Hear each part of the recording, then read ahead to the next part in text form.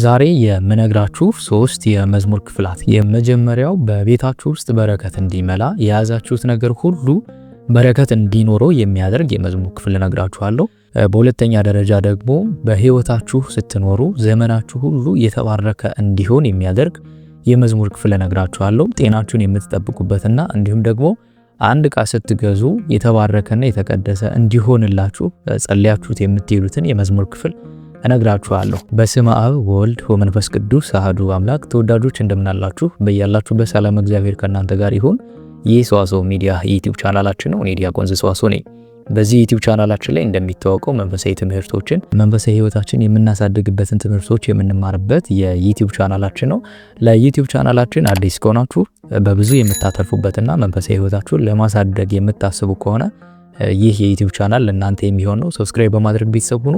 እንዲሁም ደግሞ ቤተሰቦቻችን ከምን ጊዜውም በላይ ይህንን ቪዲዮ ላይክ አድርጉት። እናንተ ላይክ ስታደርጉት ሰጀስት ስለሚያደርገው ዩቲዩብ ለሌሎች ወገኖቻችን እንዲደርስ ይሆናል ማለት ነው። ስለዚህ ከምን ጊዜውም በላይ ይህንን ቪዲዮ ስትጀምሩ ላይክ አድርጉት። ኢትዮጵያ ውስጥ ከሆናችሁ ደግሞ VPN አብርታችሁ ተመልከቱት፣ እኔን ይረዳኛል። በዛሬ ትምህርታችን ላይ የምንመለከተው ሶስት የመዝሙር ክፍላትን ይሆናል ማለት ነው። መዝሙር 63፣ 64 እና 65ን ጥቅሞቻቸውን እንመለከታለን። እግዚአብሔር አምላካችን ከጅማሬ እስከ ፍጻሜ አብሮን እንዲሆን ቅዱስ ፈቃዱ ይሁንልን። የቅዱስ ዳዊት ረድኤት በረከት በሁላችን ላይ ይደርብን። ቅዱስ ዳዊት ልበ አምላክ የተባለበት መዝሙረ ዳዊት ነው። መዝሙረ ዳዊት የሚጸልይ ሰው ከዚህ በፊት እንደነገርኳችሁ ሕይወቱ ሁሉ የተባረከ ዘመኑ ሁሉ የተባረከ ይሆናል። መዝሙረ ዳዊት ስትጸልዩ በስጋ መንፈሳዊ ሕይወታችንን የምናስተካክልበት እንዲሁም ደግሞ ስጋ ሕይወታችንም ደግሞ ሊያስተካክልልን ከሚችሉ የጸሎት ክፍሎች መካከል አንደኛው መዝሙረ ዳዊት ነው። መዝሙረ ዳዊት ስትጸልዩ በስጋ ያሉ ዘመዶቻችሁን በጸሎት የምትጠብቁበት፣ እግዚአብሔር አምላክ ጋር የምትገናኙበት፣ ከእግዚአብሔር ልብ ጋር የምትገናኙበት እንዲሁም ደግሞ የሞቱ ወገኖቻችንን ደግሞ በእግዚአብሔር ዘንድ ምሕረትና ቸርነት እንዲያገኙ በምልጃ የምንጠይቅበት የጸሎት ክፍል ነው መዝሙረ ዳዊት። ስለዚህ መዝሙረ ዳዊት ለሞቱ ሰዎችም በስጋ ላሉ ሰዎችም የሚጸለይና እግዚአብሔር ደግሞ ለሁሉም ምሕረት እንዲያደርግልን የምንጠይቅበት የጸሎት ክፍል ነው መዝሙረ ዳዊት። መዝሙረ ዳዊት ስትጸልዩ ሰላማዊ የሆናችሁ እየተረጋጋችሁ ህይወታችሁ ሁሉ ሰላም ያለው የተረጋጋ እንዲሆን ያደርጋል መዝሙረ ዳዊት። ስለዚህ ሁል ጊዜም ቢሆን መዝሙረ ዳዊት አብዝታችሁ ጸልዩ። በየዕለቱ የታዘዙትን የመዝሙረ ዳዊት ክፍሎች ጸልዩ። ጥቅማቸውን ስታውቁ ደግሞ የበለጠ እንድንበረታ ስለሚያስፈልግ ነው ጥቅሞቻቸውን እየገለጠን የምንገኘውና ሁል ጊዜም ቢሆን በየዕለቱ የታዘዙትን አንድ ሰው ቢቻለው 30 20 የታዘዙትን ይጸልይ። ባይቻለው ግን በቀን ውስጥ ቢያንስ 10 ወይም ደግሞ አንድ ንጉስ መጸለይ ግዴታ አለበት። ግዴታ ነው ሲባል ግን በፍቅር ነው ግዴታው። እግዚአብሔር አምላክ እንደዚህ አድርጉ ሲለን ለኛ ጥቅም እንጂ ለእርሱ የሚቀርበት ነገር የለም። ስለ ጸልይም ባንጸልይም የሚጠብቀን እግዚአብሔር አለ። የበለጠ ስንጸልይ ደግሞ ከብዙ አደጋዎች ራሳችንን እንጠብቃለን። ስለዚህ መዝሙረ ዳዊት ደግሞ በዚህ ዘመን ህይወታችንን ከምናስተካክልበትና መንፈሳዊ ህይወታችንን ከምንገራበት ስጋዊ ህይወታችንን ከምናስተካክልበት የጸሎት ክፍሎች መካከል አንደኛው ስለሆነ ሁልጊዜም ቢሆን መዝሙረ ዳዊት አብዝታችሁ ጸልዩ። ሁልጊዜም መዝሙረ ዳዊትን መጸለይ ያስፈልጋል ማለት ነው። ዛሬ የምንመለከተው የመዝሙረ ዳዊት ክፍሎች ሶስት የመዝሙር ክፍሎች ናቸው። የመጀመሪያው መዝሙር 63 ይሆናል። አቤቱ ወደ አንተ በመለመኑ ጊዜ ጸሎቴን ስማኝ፣ ከጠላትም ፍርሃት ነፍሴን አድን፣ ከክፉዎች ሸንጎ ከአመፀኞቹም ብዛት ሰውረኝ የሚል ነውና ይህ የመዝሙር ክፍል ከክፉ ነገርም የሚታደገን እግዚአብሔር አምላክን በዚህ መዝሙር ብንጠይቀው ከክፉ ነገር ይሰውረናል። እግዚአብሔር አምላክ የሚመጣብንን ክፉ ነገር ከኛ እንዲያርቅልን የምንጠይቅበት የመዝሙር ክፍል ስለሆነ ለዚህ አገልግሎት ልንጠቀምበት እንችላለን። በሁለተኛ ደረጃ ደግሞ ይህንን የመዝሙር ክፍል ውሻ ቢነክሳችሁ ምንድነው የእብድ ውሻ የሚባል ታውቃላችሁ አይደል? የእብድ ውሻ በሽታ የሚባል በዘመን ነበረና የድሮ አባቶች ይህንን ለዚህ አገልግሎት ይጠቀሙበት ነበረ። እንደ እብድ ውሻ አትሁን ይባላል አይደል? እብድ ውሻ ሲያብድ በበሽታ ውስጥ ሲያዝ ያብዳልና በሽታው ደግሞ ኃይለኛ በሽታ ነው። አእምሮን የሚያስት ራሳችሁን መቆጣጠር የሚያስችል በሽታ አይነት ነውና የእብድ ውሻ ሰዎች የእብድ ውሻ በነከሳቸው ጊዜ አባቶቻችን ይህንን የመዝሙር ክፍል 7 ጊዜ ጸልየው ለዛ ሰው ያጠጡት ነበር፣ ካለበትም ደዌ ይፈወሳል። ስለዚህ እንደዚህ አይነት በሽታ የሚኖር ከሆነ ባላችሁበት ቦታ ይህንን የመዝሙር ክፍል ጸልያችሁ 7 ጊዜ ብትጸልዩት እግዚአብሔር አምላክ ያን ደዌ ከናንተ ያርቀዋል ማለት ነው። ስለዚህ እብድ ውሻ በነከሳችሁ ጊዜ በሽታው እንዳይጋባባችሁ ይህንን መዝሙር መጸለይ ይገባል ማለት ነው። ሌላ በፈተና ውስጥ ስትሆኑ ይህንን የመዝሙር ክፍል አቤቱ ወደ አንተ በለመነው ጊዜ ጸሎቴን ስማኝ፣ ከጠላትም ፍርሃት ነፍሴን አድን፣ ከክፎችም ሸንጎ ከአመፀኞችም ብዛት ሰውረኝ እያለን መጸለይ ይገባልና በመከራ ውስጥ በሐዘን ውስጥ በአጠቃላይ እነዚህ ከ63 እስከ 67 ያሉ መዝሙራት ክፍላት በአጠቃላይ ሰዎች ሐዘን ውስጥ ሲሆኑ ማለት ልባቸው በሐዘን ሲወድቅ ከአለባቸው ሐዘን በቀላሉ የማይላቀቁ ከሆነ በጣም ብዙ ችግሮች ተደራርበውባቸው ሐዘን ልባቸውን ከሰበረው ይህንን የመዝሙር ክፍላት 63ን 64 65 66 እና 67ን 7 ጊዜ ጸልየው ቢያጠጧቸው እግዚአብሔር አምላክ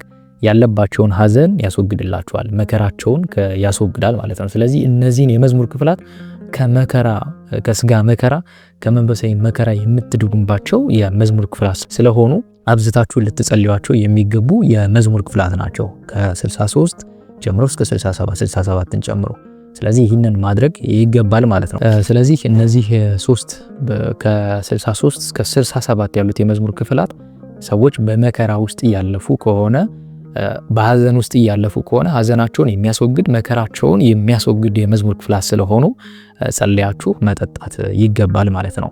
ሌላው የመዝሙር ክፍል ደግሞ 64 ነው። 64 አቤቱ በጽዮን ላንተ ምስጋና ይገባል፣ ላንተም ጸሎት ይቀርባል። ስጋ ሁሉ ጸሎትን ወደምትሰማ ወደ አንተ ይመጣል። የአመፃ ነገር በረታብን፣ ኃጢአታችንስ አንተ ይቅር ትላለህ የሚል የመዝሙር ክፍል ነውና ለከ የደሉ እግዚኦ ስብሐት በጽዮን ለከ ትፌኑ ጸሎት በኢየሩሳሌም የሚል ነው በግዕዙ። ይሄ የመዝሙር ክፍል ያላችሁ ማንኛውንም ነገር ሁሉ የሚያበረክት የመዝሙር ክፍል ነው። በእርግጠኝነት ነው ይሄንን የምነግራችሁ። ይህ የመዝሙር ክፍል ያላችሁ ነገር ሁሉ እንዲበረክት የምትጸልዩበት ነው። የያዛችሁት ሁሉ እንዲባረክ፣ በተለይ ደግሞ ይህንን የመዝሙር ክፍል በየዕለቱ 7 ጊዜ ብትጸልዩት በጣም መልካም ነው።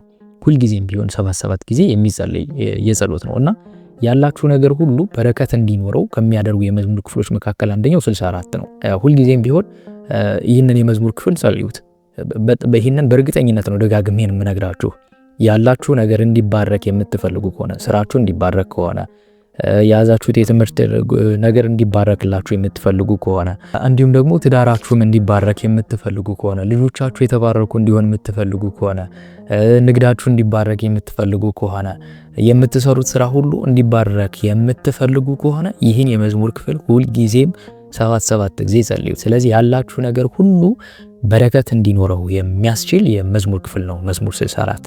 በአጠቃላይ ይህ የመዝሙር ክፍል በአመቱ መጀመሪያ በተለይ ደግሞ በአዲስ አመት ጸልያችሁ ቤታችሁን ብትረጩት ደግሞ በማያደርጋችሁ ቤታችሁን ብትረጩት ደግሞ ሁልጊዜም ቢሆን ቤታችሁ ውስጥ አመቱን ሙሉ በረከት እንዲኖር ያደርጋል። የያዛችሁት ነገር ሁሉ ትንሽም ቢሆን በረከት ኑሮት የእግዚአብሔር በረከት እንዲኖር የምትፈልጉ ከሆነ እንዲባረክ የምትፈልጉ ከሆነ ይህንን የመዝሙር ክፍል በቤታችሁ ውስጥ በአዲስ አመት መጀመሪያ የምትጸልዩት እና የምትረጩት የመዝሙር ክፍል ነው መዝሙር 64 ማለት ነው። ወተባረክ አክሊለ ዓመተ ምሕረትከ ይላል እዚህ መዝሙር ላይ የምታገኙት። ስለዚህ ሁልጊዜም ቢሆን ይህንን የመዝሙር ክፍል ጸልዩት። በተጨማሪ ደግሞ በአዲስ አመት በቤታችሁ ውስጥ በረከት አመቱን ሙሉ እንዲመላ ቤታችሁ እንዲባረክ የእግዚአብሔር በረከት እንዲኖር የሚያደርግ የመዝሙር ክፍል ነው ማለት ነው። ስለዚህ እግዚአብሔር በረዴት ቤታችን ውስጥ ይኖራል። በዚህ መዝሙር ብንጠይቀው አመቱን ሁሉ ያለን ነገር እንዲባረክ፣ ምክንያቱም የበረከት አምላክ እሱ ነው እና ሁልጊዜም ቢሆን በቤታችን ውስጥ በረከት እንዲኖር እንዲመላ የሚያደርግ አመቱን ሙሉ በቤታችን ውስጥ በረከት የእግዚአብሔር በረከት እንዲኖር የሚያደርግ የመዝሙር ክፍል ነው። እግዚአብሔርን በዚህ የመዝሙር ክፍል ጠይቀ ነው አመቱን ሙሉ በቤታችን ውስጥ ያለን ነገር እንዲባረክ፣ ሰላም እንዲኖር፣ ፍቅር እንዲኖር የሚያደርግ የመዝሙር ክፍል ስለሆነ የኔ መዝሙር ክፍል በአመቱ መጀመሪያ ልትጸልዩትም እና ቤታችሁን ልትረጩትም የምትችሉት የመዝሙር ክፍል ነው። በተጨማሪ ደግሞ ልደታችሁ ከሆነ አዲስ አመት ነው። አንድ ሰው ልደቱን ሲያከብር አዲስ አመቱን እየጀመረ ነው። እንደ ሀገር አንድ የዘመን መለወጫ ይኖረናል። እንደ ሰው ደግሞ የራሳችን የዘመን መለወጫ ይኖረናል። ያ ማለት ልደታችን የዘመን መለወጫችን ነው።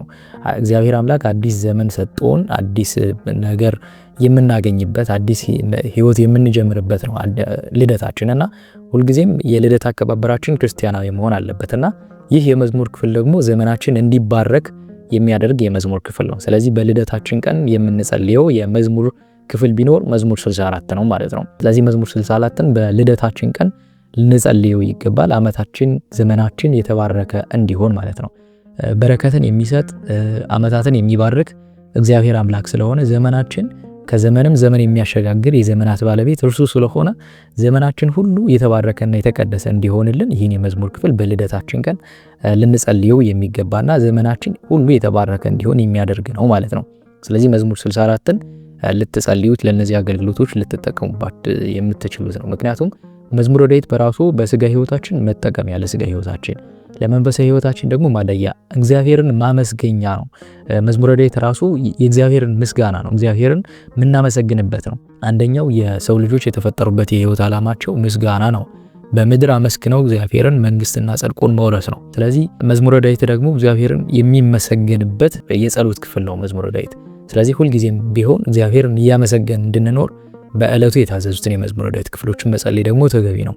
በተጨማሪ የመዝሙር ክፍል የሚረዳን የሆነ ገበያ ሄዳችሁ እቃ ለመግዛት ብታስቡ እቃው የተባረከና የተቀደሰ እንዲሆንላችሁ፣ እንዲባረክ፣ መልካም ነገር እንዲገጥማችሁ ይህንን የመዝሙር ክፍል ጸልዩት። 64ን ማለት ነው። መዝሙር 64 ከመሄዳችሁ በፊት ትልቅ ቤትም ልትገዙ ትችላላችሁ፣ መኪናም ልትገዙ ትችል ይሆናል።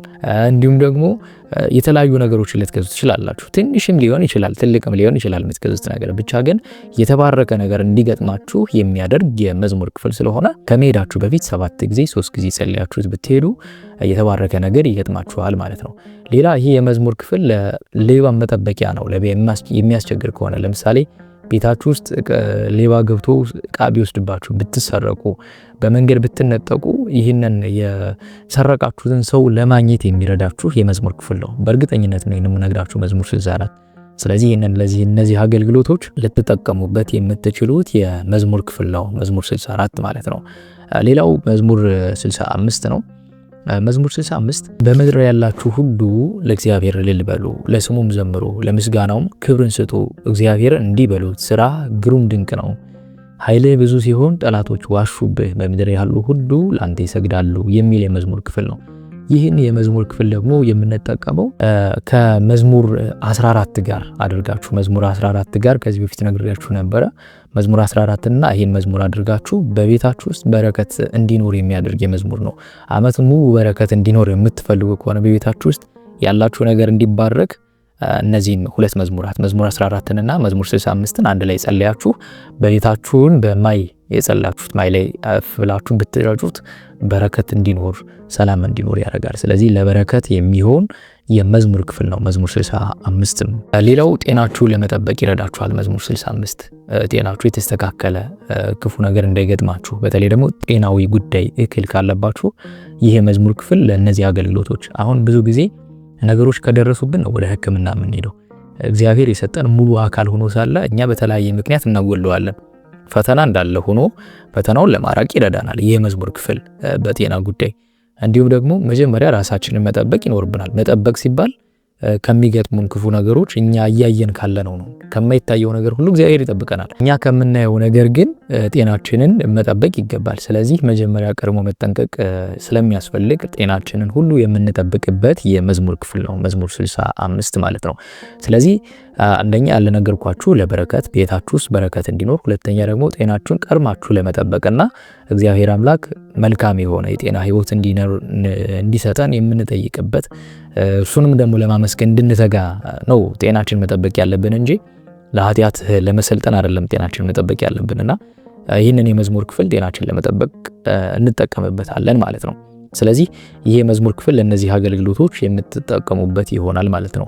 እነዚህ የነገርኳችሁን 3 መዝሙራት ዛሬ ለነዚህ አገልግሎቶች ተጠቅማችሁ ራሳችሁን የምታደኑበት፣ በስጋ ሕይወታችሁ ራሳችሁን የምትጠብቁበት፣ በመንፈሳዊ ሕይወታችሁን ደግሞ ራሳችሁን ወደ እግዚአብሔር የምታቀርቡበት መዝሙረ ዳዊት ምስጋና ስለሆነ እያመሰገናችሁ ወደ እግዚአብሔር የምንደርስበት የጸሎት ክፍል ስለሆነ በምድር ያሉትን በበረከት እንዲጎበኝልን፣ በጤና እንዲጠብቅልን፣ በሰማይ በነፍስ በአካለ ነፍስ ያሉትን ደግሞ በምልጃ እግዚአብሔር አምላክ ምሕረትና ቸርነቱን አድርጎ በእርሱ እቅፍ እንዲያኖራቸው የምንጠይቅበት ነው መዝሙረ ዳዊት። ስለዚህ ሁልጊዜም ቢሆን መዝሙረ ዳዊት ጸልዩ። መዝሙረ ዳዊት ስትጸልዩ ሰላማችሁ ይመለሳል። ያጣችሁት ያ ክፉ መከራ በመከራ ዘመን ያለፋችሁበትን ነገር ሁሉ ረስታችሁ ወደ እግዚአብሔር የምትቀርቡበት የጸሎት ክፍል ስለሆነ ሁልጊዜ መዝሙረ ዳዊት እንጸልይ። ለዛሬ እነዚህን 3 የመዝሙር ክፍላት ጥቅማቸው ለነዚህ አገልግሎቶች ልትጠቀሙባቸው ትችላላችሁ። በሚቀጥለው ሌሎችን እንመለከታለን። ከጅማሬ እስከ ፍጻሜ አብሮን ይቆየ። ቅዱስ እግዚአብሔር አምላካችን ስሙ የተመሰገነ ይሁን። የቅዱስ ዳዊት ረድኤት በረከት በሁላችን ላይ ይደርብን። አቤቱ ቅዱስ እግዚአብሔር አምላካችን በአንድ ልጅህ በጌታችን በአምላካችን በመድኃኒታችን በኢየሱስ ክርስቶስ በእርሱ ያለ ጽን ክብር ላንተ ይገባል። ከእርሱም ጋራ ከመንፈስ ቅዱስም ጋራ ትክክል የሚሆን ዛሬም ዘወትርም ለዘላለም አሜን። በያላችሁበት ሰላም እግዚአብሔር ከእናንተ ጋር ይሁን። ይቆየን።